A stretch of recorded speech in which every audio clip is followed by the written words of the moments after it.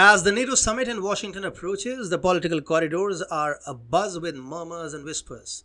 Behind closed doors, diplomats exchange knowing glances, their conversations laced with a mix of concern and curiosity.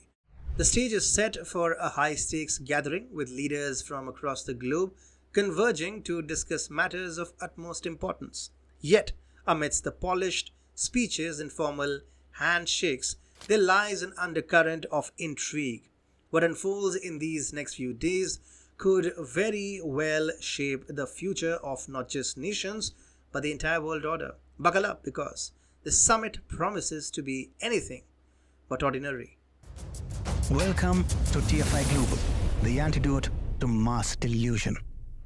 As the NATO summit in Washington looms on July 9th-10th, an article by Politico has thrown a rather bold spanner in the works, revealing that leaders and diplomats from member countries are privately fretting over Biden's health and his near zero chances of winning the upcoming November elections.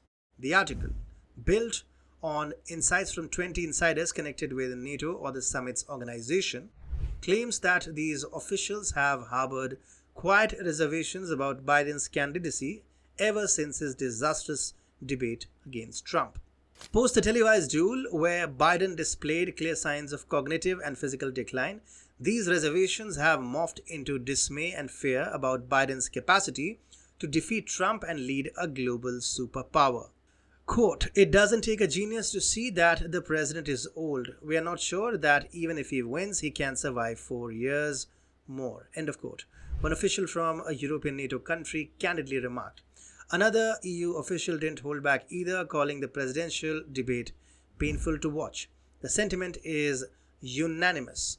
Quote, "We want Biden to have a second term to avoid dealing with Trump again, but this isn't really reassuring." End of quote.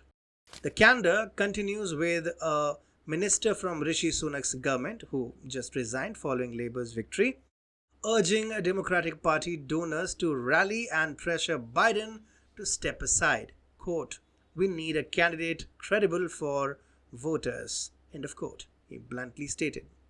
Politico also reminds us that while European leaders have been tactfully silent on this issue, Polish Prime Minister Donald Tusk recently broke ranks, acknowledging the Democrats' predicament post the ill-fated debate.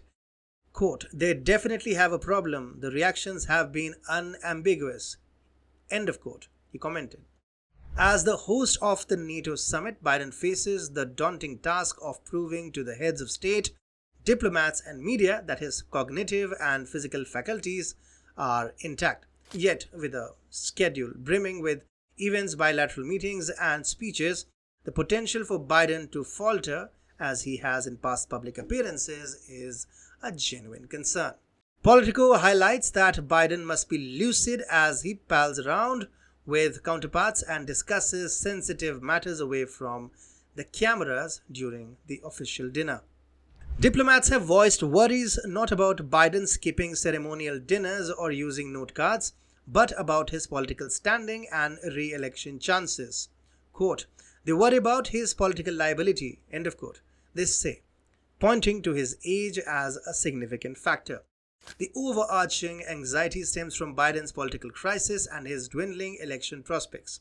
A Trump return to the White House with his critical stance on US contributions to NATO and the military financing of Kiev, both of which the European establishment staunchly supports, seems increasingly plausible.